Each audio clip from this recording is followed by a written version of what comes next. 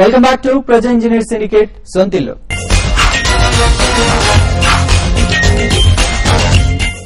April 1 నుంచి ప్రభుత్వం registration ఛార్జీలు పెంచింది. తద్వారా ఖజానాకు పెద్ద మొత్తంలో సొమ్ము జమ చేద్దామని యోచించింది. రాష్ట్ర వ్యాప్తంగా 432 రిజిస్ట్రేషన్ కార్యాలయాలుండగా తెలంగాణలో 141 కార్యాలయాలున్నాయి. నిత్యం రద్దీగా ఉండే ఈ కార్యాలయాలు ప్రస్తుతం ఉద్యమాల కారణంగా ఊగిసలాటలతో బోసిపోతున్నాయి. దీంతో వేల కోట్ల రూపాయల లావాదేవీలు ఎక్కడికక్కడే నిలిచిపోయాయి. రాష్ట్ర రాజధానితో పాటు తెలంగాణ జిల్లాల్లోనూ ఆస్తుల క్రయ విక్రయాలు చాలా వరకు మందగించాయి. దీంతో తెలంగాణ వ్యాప్తంగా గతేడాదితో పోలిస్తే రిజిస్ట్రేషన్స్ ఆదాయం సుమారు 50% వరకు క్షీణించింది.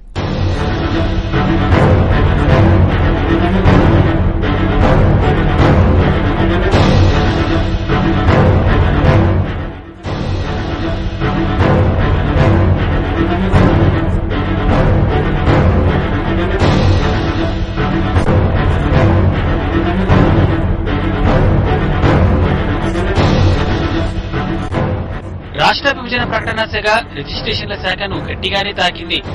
మాంద్యంతో సతమతమవుతున్న రియల్ ఎస్టేట్ రంగాన్ని విభజన ప్రకటన మరింత దెబ్బతీసింది. ఫలితంగా రాష్ట్ర వ్యాప్తంగా రిజిస్ట్రేషన్ల సంఖ్య తగ్గిపోయింది. గ్రేటర్ హైదరాబాద్ ప్రాంతంలో రిజిస్ట్రేషన్లపై ఈ ప్రభావం మరీ తీవ్రంగా ఉంది.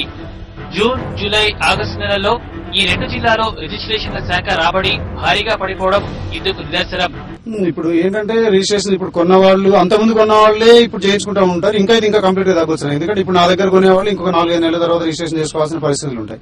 కానీ అప్పటికి ఇంకా ఇప్పుడు నా దగ్గర కొంటేనే కదా చేయించుకుంటారు. అందుకని ఇంకా రాబోయే 2-3 నెలల్లో ఈ ప్రభావం ఇంకా ఉండొచ్చు.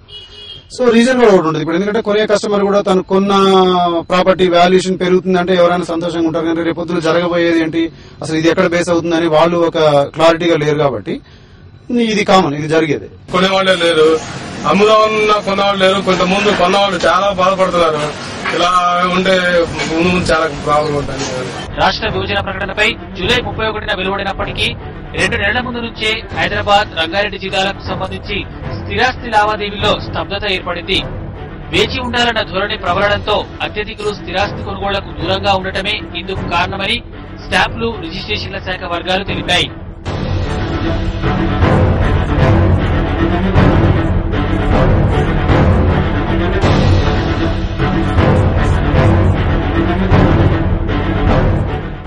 గత ఏడాది ఆగస్టులో 139,52 లక్షల రూపాయలుగా ఉన్న రంగారెడ్డి రెవెన్యూ జిల్లా ఆదాయం ఈ ఏడాది ఆగస్టులో 112,52 లక్షల రూపాయలకు పడిపోయింది.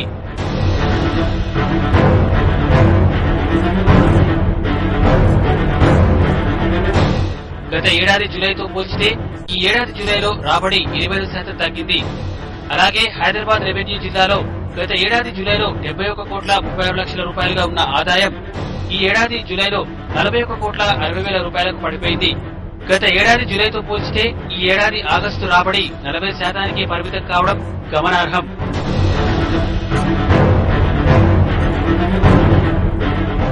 ఇక తెలంగాణ వ్యాప్తంగా కూడా ఇదే పరిస్థితి నెలకొంది. గత ఏడాది జూలై, ఆగస్టులతో పోల్చితే 50% రెవెన్యూ ఆదాయం పడిపోయింది.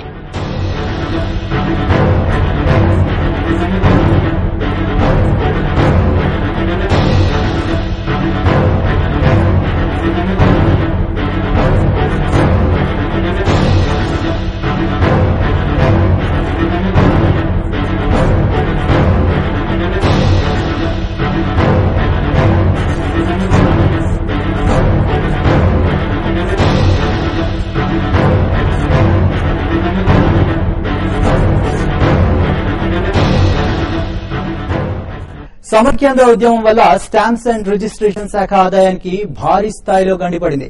రాష్ట్ర విభజన నేపథ్యంలో సీమాంధ్రులు స్థిరాస్తుల కొనుగోలుకు ఆసక్తి చూపుతారని, ఆ మేరకు ఇక్కడ లావాదేవీలు పెరిగి ఆదాయం బాగా సమకూరుతుందని ఆ శాఖకు చెందిన వారు భావించారు. అయితే అందుకు విరుద్దంగా సీమాంధ్రలో సమైక్య ఉద్యమం ఊపందుకోవడంతో రిజిస్ట్రేషన్ల శాఖ ఉద్యోగులు కూడా వారితో జత కలిశారు. దీంతో రిజిస్ట్రేషన్లన్నీ ఎక్కడికక్కడ నిలిచిపోయి రెవెన్యూ ఆదాయం పడిపోయింది. దీంతో స్టాంపులు, రిజిస్ట్రేషన్ల ద్వారా ప్రభుత్వానికి రావాల్సిన ఆదాయంలో 336 కోట్ల రూపాయల మేర గండిపడింది.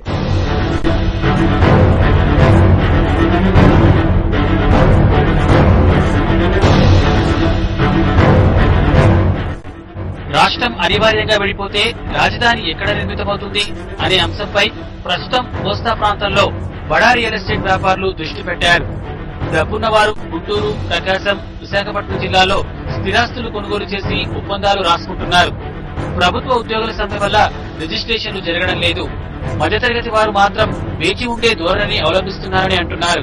ప్రాసెస్ అయిపోయి ఇక్కడ బిల్డర్స్ కూడా చాలా ఇబ్బంది పడేది ఏంటంటే కన్స్ట్రక్షన్ ఆపుకుని కూడా కూర్చున్నాం, ఫండ్స్ ఫ్లో రావట్లేదు. ఎప్పుడైతే రిజిస్టర్ ఆఫీస్ ఓపెన్ అయ్యే అప్పుడే రిజిస్ట్రేషన్ అవుతే అప్పుడే ఫండ్స్ వచ్చి కాంట్రాక్టర్స్ పే చేయడం, ప్రోగ్రెస్ ఇంకా ముందుకెళ్ళడం అవుతుంది.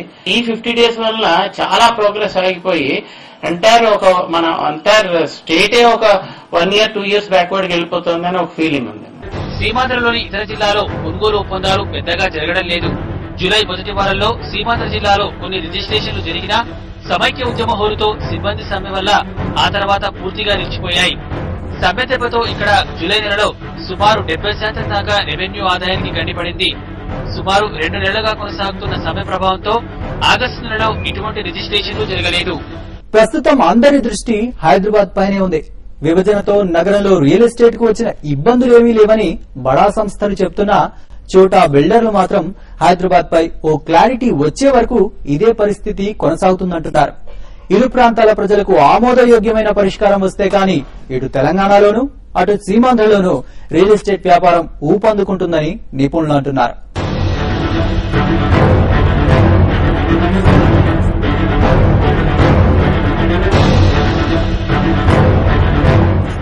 ఇది ఈ వారం ప్రజా ఇంజనీర్ సిండికేట్ సొంతిల్లు విశేషాలు. వచ్చే వారం సొంతిల్లు కార్యక్రమంలో మళ్లీ కలుద్దాం. అంతవరకు సెలవు, నమస్తే. వర్జిన్ కౌంటీ పేరుతో విల్లాస్ నిర్మిస్తున్నారు. 40 లక్షల రూపాయలకే 200 గజాల స్థలంలో విల్లా ఇస్తున్న ఘనత ప్రజలకు దక్కుతుంది.